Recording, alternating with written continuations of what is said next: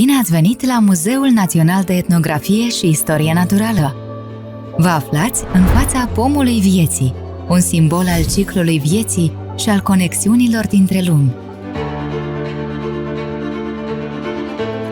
Noi am animat acest pom împreună cu o voce, unde se spune povestea și se explică fiecare ramură și fiecare simbol care este pe acest pom. În moment când vocea povestește despre simbolul anumit, toate particulele de lumină se îndreaptă spre el și el se luminează cu o culoare. Numele de arborele cosmic reprezintă nașterea, moartea și regenerarea.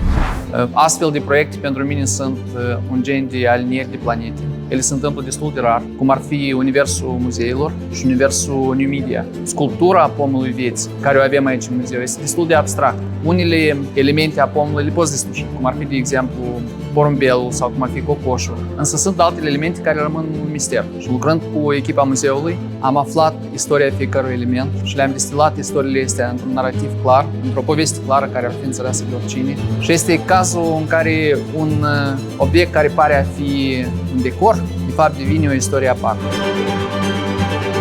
Dacă generația mai în etate este deprinsă cu exponatele statice, noua generație caută ceva interactiv, vesel, luminos și mai ales care ei să pună în funcțiune, să aducă contribuția lor ca exponatele să prindă viață.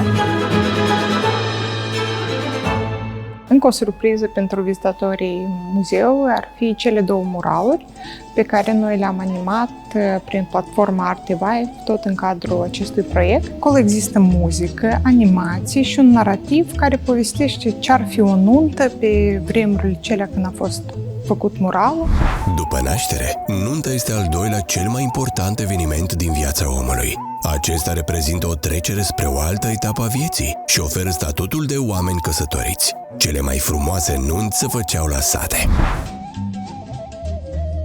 Foarte tare ne-au ajutat colegii de la muzeu, pentru că ei știau toată istoria unei nunți sau cum era hora înainte. 1. Este relevant pentru tineri. 2. Este, cred că, interesant de descoperit pentru cineva mai în vârstă, ceva nou. Și 3. Dă o nouă viziune asupra artei care există în muzeu. Așa tu poți să o redescoperi.